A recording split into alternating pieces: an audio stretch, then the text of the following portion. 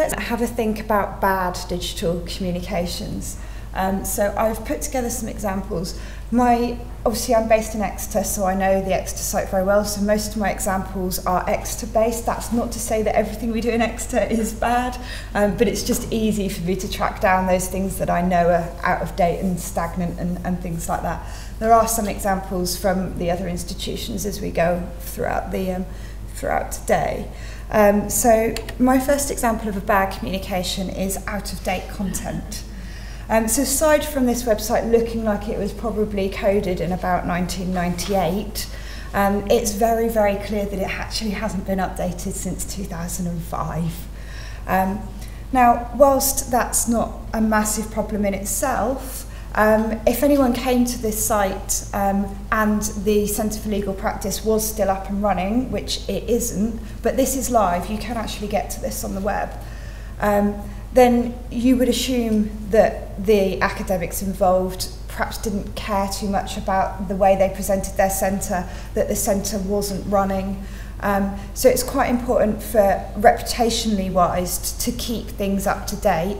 And if you do have a website, a blog, whatever it may be, for a project that finishes, just put a note on the top of the page saying this project finished in, I don't know, December 2006.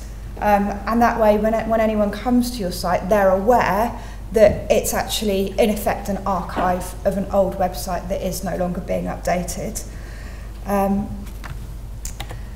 The next one is content that is not being maintained. So when I came across this blog, I was really surprised at the level of engagement it had generated when I realised it had 17,217 comments, which is a really, really high level of engagement for a blog about food pricing. And then I looked a little bit further and I discovered that the blog was actually under attack from spammers. So pretty much all of those 17,000 comments were spam comments.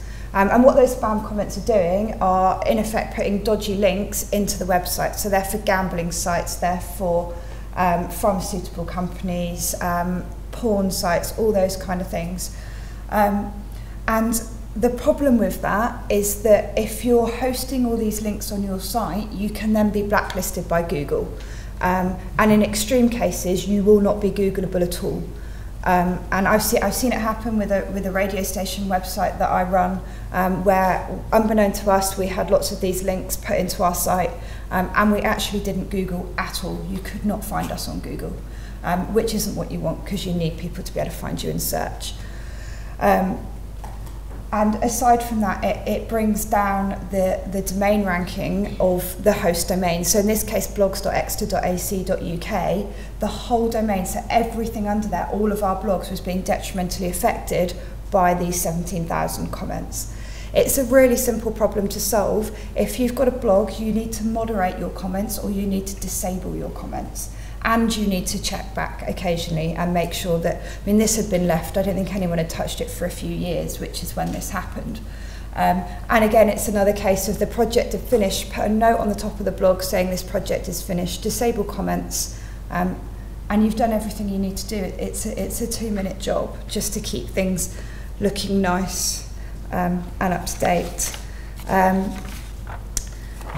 And then there's using the wrong language. Now, this isn't an example from Exeter. This is an academic in the US who sent a perhaps misplaced tweet saying, "Dear obese PhD applicants, if you didn't have the willpower to stop eating carbs, you won't have the willpower to do a dissertation." He finished it with a hashtag truth, which implies that what he's saying is definitely true. And then obviously subsequently got himself in a little bit of trouble. So it all started with some backlash from other Twitter users, after which he issued an apology and claimed the tweet was part of a research project. That didn't work. The Twitter abuse carried on. And so the next thing you see, his tweets are protected, which means only the people who follow him can see his tweets, and they remain protected today. Now, this academic didn't get sacked, but I'm pretty sure his boss had words to say. It ended with the institution having to issue a formal statement about what went on. And while this is an extreme case, it does highlight that you do need to think sometimes before you tweet, because you can get yourself in trouble. It also illustrates why having views my own, which he did on your profile, does not get you out of trouble. If you are tweeting in a professional capacity, even if you have views my own written on your profile, you can still get in trouble with your institution if you tweet something that puts them in a bad light. Even if your Twitter account does not mention the institution that you work for, there is still potential for you to be called into an office and be told to be a bit careful. There was an incident at an institution a little while ago where a girl had no mention of the institution on her Twitter profile, and she didn't like a book that had been written by a fairly prominent journalist and author, and she tweeted her opinion of him.